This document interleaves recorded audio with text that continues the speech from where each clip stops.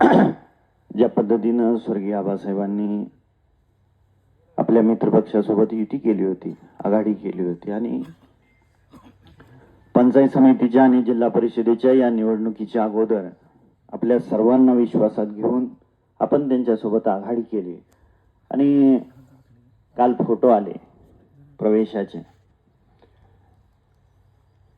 ठीक आहे, अजून 2 वाजता निवड आहे. राजकारण हे 5 मिनिटाला बदलतं.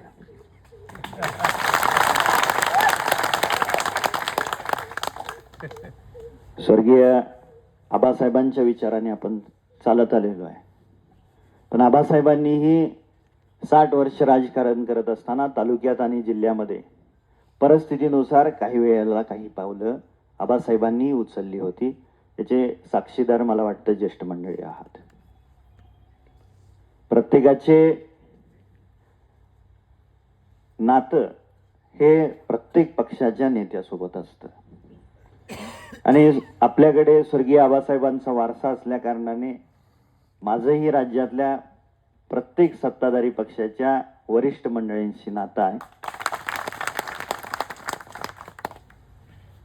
आणि त्याच्यामुळं आताच बऱ्याचशा नेते मंडळींनी जी मतं व्यक्त केली त्या पद्धतीने आपण पुढे जायचं की नाही याचाही विचार करू. 5 वर्ष सभापती किंवा उपसभापती सत्ता नसेल पंचायत समितीवरती. आता संतोष भाऊनी चांगल्या पद्धतीने सांगितलं की बाबा हा पक्ष हा संघर्षातून तयार झालेला आहे, चळवळीतून तयार झालेला पक्ष आहे आणि आपला कार्यकर्ता सुद्धा त्या चळवळीला आणि संघर्षाला कायम तयार असतो. एक 2 परिस्थिती अशा येतील.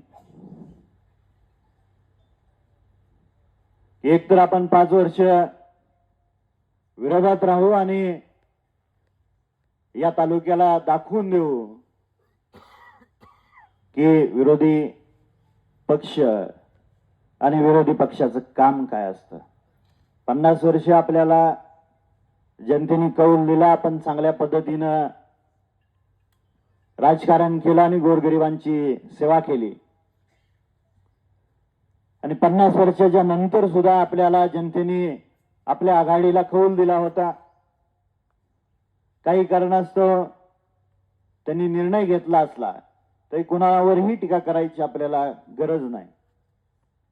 राजकारणात घडत असतं. प्रत्येकाने उचललेली पावलं, टाकलेली पावलं हे त्यांच्या त्यांच्या परिस्थितीनुसार ती पावलं टाकत असतात